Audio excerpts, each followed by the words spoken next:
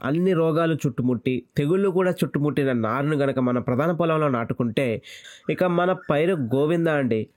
అధిక దిగుబడి సంగతేమో కానీ, పెట్టుబడి కూడా రాదండి. పదండి పూర్తి విషయాలు తెలుసుకుందాం నారుమడి గురించి. ఈ విషయాలన్నీ కూడా కొత్తగా వ్యవసాయం చేసే వారికి మాత్రమేనండి. వ్యవసాయంలో అనుభవం ఉన్న వారికి ఈ విషయాల మీద అవగాహన ఎంతో కొంత ఉండే ఉంటుంది. కనుక కొత్తగా వ్యవసాయం చేస్తున్న వారికి మాత్రమే ఈ సలహాలు తీసుకుంటారనేదే నా చిన్న ప్రయత్నం. ఈ ప్రయత్నం గనక మీకు నచ్చినట్లయితే వీడియోని లైక్ చేసి మరింత వ్యవసాయ సమాచారం కోసం మన ఛానల్ అయితే సబ్స్క్రైబ్ చేసుకోండి. నారుమడిని ఎంత ఆరోగ్యంగా పెంచుకుంటే మనం అంత మంచి దిగుబడులు తీసుకోవడానికి 100% అవకాశం ఉంటుంది. ఇక నారుమడి తయారు చేసుకోవడం, అదేవిధంగా నారుని పెంచడం పెద్ద బ్రహ్మ విద్య ఏం కాదండి. సింపుల్గా చెప్పేస్తాను. ఇక నారు పోసుకునే టైం ఎంత ఇంపార్టెంట్ అండి. ఖచ్చితంగా మనం నవంబర్ నెల నుంచి డిసెంబర్ ఆఖరి లోపే మనం నార్లు పోసుకోవాలి. 20-25 తారీఖు లోపు పోసుకుంటే చాలా మంచిది. ఇక విత్తన ఎంపిక విషయంలో కూడా చాలా జాగ్రత్తలు పాటించాలండి. సన్న వెరైటీ అయితే ఇంకా ఎక్కువ జాగ్రత్తలు పాటించాలండోయ్. ఇక దీర్ఘకాలిక రకాల జోలికి పోకుండా స్వల్పకాలిక రకాలను ఎంచుకోవాలి. స్వల్పకాలిక రకాలంటే మనకి పంటకాలం 120 నుంచి 125 రోజుల్లో మనకి చేతికి అందేలా ఉండాలి. లేదంటే మనకి ఏప్రిల్ నెల దాటితే మనకి వడగళ్ళ వానలు, అదేవిధంగా ఈదురుగాలులు వచ్చి పంట నష్టం చాలా ఉంటుంది. పంట పడిపోతే మనకి మిషన్ ఖర్చులు కూడా పెరిగే అవకాశం అయితే పుష్కలంగా ఉంటాయి. ఇక నారు అనగానే మనం తీసుకోవాల్సిన ప్రధాన జాగ్రత్త అయితే ఇదండి. నెక్స్ట్ అండి, నారుమడిని చాలా జాగ్రత్తగా తయారు చేసుకోవాలి. నారుమడిని తయారు చేసుకున్న తర్వాత మనకి 4 మూలలు సమానంగా నీరు నిలబడేలా చూసుకోవాలి. నీరు బయటకు పంపితే వెంటనే వెళ్ళిపోయే విధంగా ఉండాలి. అదేవిధంగా కాలిబాటలు చేసుకోండి. కాలిబాటలు చేసుకుంటే మనకి నారు చల్లుకోవడానికి, లేకపోతే మందు చల్లుకోవడానికి, అదేవిధంగా నారులోంచి నీరు సింపుల్గా బయటికి వెళ్ళిపోవడానికి ఈ కాలిబాటలు చాలా అనుకూలంగా ఉంటాయి. ఇదైతే నారుమడి తయారీ గురించి తీసుకోవాల్సిన జాగ్రత్త. ఇక మరో జాగ్రత్త, విత్తనాన్ని మొక్కగా కన్వర్ట్ చేసేటప్పుడు ఎటువంటి జాగ్రత్తలు పాటించాలో తెలుసుకుందాం. ప్రస్తుతం వరి విత్తనాల సంచులన్నీ ప్లాస్టిక్ బ్యాగుల్లోనే వస్తున్నాయండి. మనకి వీటినైతే అండి గోను సంచుల్లోకి మార్చుకోవాలండి. గోను సంచుల్లోకి మార్చిన తర్వాత 12 గంటలు కంపల్సరిగా వీటిని నీటిలో నానబెట్టుకోవాలండి. ఇక 12 గంటల తర్వాత వీటిని నీటిలోంచి బయటికి తీసి పల్చగా చూపించినట్లుగా 24 గంటలు అయితే మండకట్టుకోవాలి. ఈ మండకట్టుకోవడం అనేది చాలా ఇంపార్టెంట్ టాస్క్ అండి మనకి ఈ నారుమడి చల్లుకోవడంలో.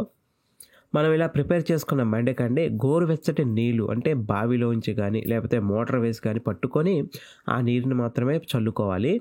ఇక కొంతమంది 24 గంటల కంటే ఎక్కువ రోజులు కూడా ఉంచుతారు. 2 రోజులు 3 రోజులు కూడా ఉంచి మొక్క బారుగా అంగళం 2 అంగళాలు వచ్చే వరకు కూడా ఉంచుతారు. అలా ఉంచినా ఎటువంటి ఇబ్బంది లేదు. కానీ మొలక బయటికి రాగానే ముక్కులు తెల్లబడగానే చల్లుకుంటే చాలా మంచిది. ఎందుకంటే వచ్చిన మొక్క ఏదైతే ఉందో విరిగిపోయే అవకాశం ఉంది కనుక 2-3 అంగుళాలు కాకుండా ఇక బయటికి తెల్లగా పొడిచినప్పుడు మాత్రమే చల్లుకుంటే చాలా మంచిది.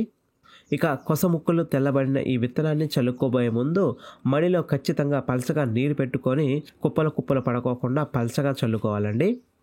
నారుమడిని మనం తయారు చేసుకునే రోజే 2 కేజీల DAP, 2 కేజీల యూరియా, 1 కేజీ పొటాష్ చల్లుకోవాలండి. చాలా ప్రాంతాల్లో రైతులు పొటాష్ని అయితే మర్చిపోతున్నారు. ఈ నారు యొక్క రోగనిరోధక శక్తి బాగుండి ఎటువంటి తెగుళ్ళు, రోగాలు సోకకుండా ఉండాలంటే పొటాష్ చాలా ముఖ్యమైన పాత్ర వహిస్తుంది కనుక ఖచ్చితంగా 1 కేజీ పొటాష్ని అయితే చల్లుకుంటే చాలా మంచిది. ఇది చలికాలం గనక నారుకి చలి ప్రభావం చాలా పడుతుంది కనుక ఉదయం సాయంత్రం నీటిని మారుస్తూ కొత్త నీరు పెడుతూ ఉండాలండి. ఇలా 15 రోజుల వరకు చేస్తూ ఉండాలి. ఇక 15 రోజుల తర్వాత మనం ఆశించినట్లుగా ఎత్తు పెరగకపోయినా నారుమడి ఎర్రగా కనిపిస్తున్నా ఆ నారుమడికి జింకులోప సమస్య తలెత్తిందని మనం గ్రహించి వెంటనే జింకులోప నివారణ చర్యలు పాటించాలండి. దీని కొరకు 20 గ్రాముల జింక్ సల్ఫేట్ని ఒక ట్యాంక్కి కలుపుకొని దాంతోపాటుగా ఇంట్లో ఉన్న లేకపోతే ఒక చిన్న ప్యాకెట్ అయినా దొరికిన ఫార్ములా 4 కూడా కలుపుకొని మనం పిచికారీ చేసుకుంటే ఇటు సూక్ష్మ పోషక లోపాలు అన్నింటినీ సవరించవచ్చండి. ఇక నారుమడి తయారీ విషయంలో ఆఖరిది చాలా ఇంపార్టెంట్ ఘట్టం ఇదేనండి.